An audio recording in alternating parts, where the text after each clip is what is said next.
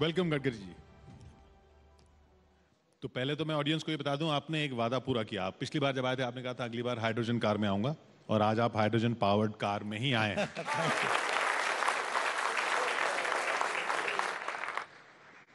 हम लोग hydrogen powered बस में कब आएंगे?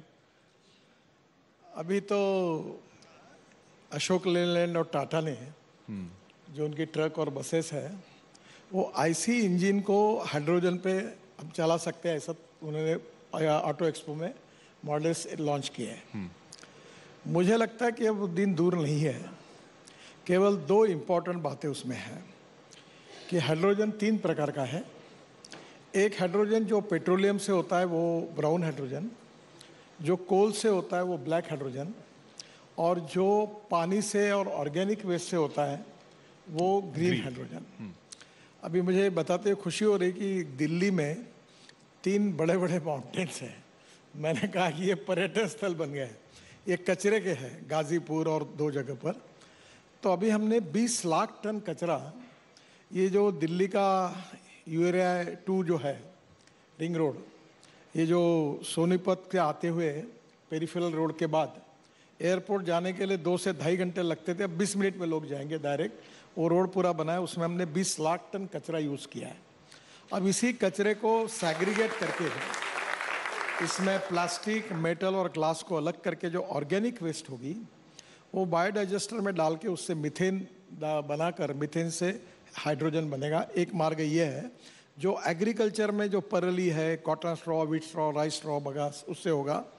और दूसरा सोर्स जो है ये जो गंदा पानी है, कोई भी पानी है पर हम लोग वेस्ट वाटर यूज़ करें, और उसमें इलेक्ट्रोलाइज़र, हम इस समय वर्ल्ड में इलेक्ट्रोलाइज़र के नंबर 1 मैन्युफैक्चरिंग हब है। हम अमेरिका को एक्सपोर्ट कर रहे हैं। तो इलेक्ट्रोलाइज़र से हम लोग पानी से ऑक्सीजन और हाइड्रोजन अलग करेंगे। फिर जो जनरेटर लगेगा 500 बार तक या 700 बार तक कंप्रेस करने के लिए, वो हम लोग 100% बायो इथेनॉल पर लेंगे, क्योंकि उसमें डीजल खर्चा करने से बढ़ेगा तो कॉस्ट बढ़ेगी। तो वो ये पानी से भी हाइड्रोजन होगा। प्रॉब्लम एक है कि 1 किलो हाइड्रोजन के लिए 50 यूनिट पावर लगेगी, तो उसकी कीमत जाएगी कम से कम $3 $4। और मुझे ऐसा लगता है कि इसमें कीमत $1 आनी चाहिए। तो अभी बंगलोर में हमारे इंडियन साइंस रिसर्च इंस्टीट्यूट है, उनको मैं गया था वहाँ, उन्होंने विदाउट पावर ये बायोमास, बायो वेस्ट से हाइड्रोजन बनाया है। तो वो $1 आएगा, तो 80 रुपये में हम लोग 450 किलोमीटर चल पाएंगे। तो लोगों में बहुत सस्ता होगा, ट्रक, बसेस, कार, स्कूटर। और उसके बाद सबसे बड़ी बात है ना, हवाई जहाज़, बाद में हमारी केमिकल फैक्ट्री, स्टील फैक्ट्री, सब जगह पर हाइड्रोजन हम लोग यूज़ करेंगे। और मैं आपको बताता हूँ, जो हाइड्रोजन मिशन हमारे सरकार ने तय किया है, हम ऊर्जा को आयात करने वाले नहीं, हम ऊर्जा को निर्यात करने वाला देश बनेंगे। ये हमारा प्रयास है। आपने हवाई जहाज की बात की। लोग कह रहे हैं कि आप तो हवाई जहाज़ों का धंधा ठप कर रहे हैं। जो एक्सप्रेसवेज बन रहे हैं, अब 2 घंटे में इधर, 4 घंटे में उधर। देखिए, ये बात सही है कि अब इसी साल के अंदर में दिल्ली से देहरादून 2 घंटे में होगा, जयपुर भी 2 घंटे में होगा, तो चंडीगढ़, अमृतसर 4 घंटे में होगा। अब देखो, यहाँ से एयरपोर्ट जाना है 1 घंटा, एयरपोर्ट पे बैठना विमान में जाने के लिए 1 घंटा, वहाँ से जाने के लिए आधा पौन घंटा, और वहाँ से घर जाने के लिए 1 घंटा। अब कौन जाएगा दिल्ली से देहरादून? अगर रोड से डायरेक्ट हम नया रोड बना रहे 2 घंटे में जाएंगे, हरिद्वार में 2 घंटे में जाएंगे, तो कोई जाएगा नहीं। मुझे याद है, मैं 95-2000 में जब मुंबई में मंत्री था, तो जेट एयरवेज की 8 फ्लाइट मुंबई से पुणे के बीच में चलती थी। और जब हमारा मुंबई पुणे एक्सप्रेस हाईवे बन गया, अब तो 20 साल हो गए, अब पुणे से मुंबई फ्लाइट बंद हो गई। तो अभी है नहीं। तो पर इसका मतलब उनका नुकसान नहीं होगा। वो देहरादून से हैदराबाद, देहरादून से अहमदाबाद, देहरादून से पुणे, देहरादून से जयपुर, तो दूर दूर की फ्लाइट और बढ़ेगी, क्योंकि वहाँ 22% ग्रोथ है। जो नज़दीक वाली है वही केवल बंद होगी। तो ये सरकार सड़क बनाती है या सड़क सरकार बनाती है? मुझे तो मालूम नहीं। मैं मिनिस्ट्री ऑफ सरफेस ट्रांसपोर्ट का मंत्री हूँ, और मोदी जी के नेतृत्व में हम सड़क बनाने का काम कर रहे हैं। और सड़क बनाने से मुझे लगता है कि हमारे देश में जहाँ सड़क बनती है वहाँ विकास होता है। अभी ये द्वारका एक्सप्रेस हाईवे जो हम बना रहे हैं, तो मुझे मालूम नहीं, एक दिन मुझे एक सज्जन हवाई जहाज में मिले और मेरे पैर छुए, तो बोला ऐसा क्यों कर रहे हो?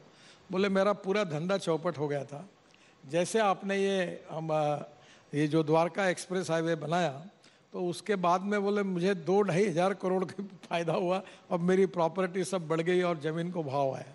तो अभी ये दिल्ली की डेवलपमेंट, और अच्छी बात आपको बताता हूँ, मुझे पहली बार पता चला कि ये जो जैसे ये जिस रोड की मैंने उल्लेख किया कि 20 मिनट में हम आएंगे द्वारका, ये जो चंडीगढ़ रोड से, तो इसमें दोनों बाजू में इतने हमने 76 किलोमीटर रोड बनाए। एक्चुअल रोड है 34 किलोमीटर का, पर इसको जोड़ने वाले भी सब रोड बनाए। इसके कारण दिल्ली की आने वाली डेवलपमेंट इसी बाजू में बहुत बड़े प्रमाण पर होगी, और जिसके कारण निश्चित रूप से पोल्यूशन तो कम होगा ही, पर प्लान डेवलपमेंट उस एरिया में होगी, वो भी एक प्रकार से दिल्ली के लिए फ़ायदा होगा। ये जहाँ तक राजनीति की बात है, आपने कह दिया कि मैं मक्खन नहीं लगाऊंगा, वोट दो या ना दो। ये ऐसा राजनेता कौन बोलता है? ऐसा नहीं है।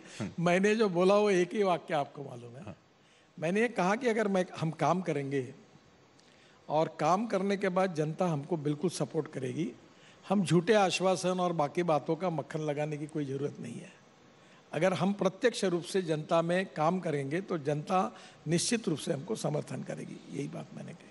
ये आपकी लगातार शिकायत रही है कि आपको मिसकोट बहुत किया जाता है, तो मिसकोट ये करने वालों की गलती है या आप होने देते हैं इसलिए? ये आपकी मीडिया इंजीनियरिंग है। एक आदमी गलत छापता है पहले अपने वेबसाइट पर। इसमें ऐसे ही हुआ कि एक दिन कुछ नहीं हुआ, फिर एक ने अपने वेबसाइट पर ऐसा गलत कोट किया, फिर उसको बोलने के बाद 3-4 घंटे में उसने निकाल लिया, तब तक बाकी लोगों ने उठाकर उसमें गलत न्यूज़ बना दी।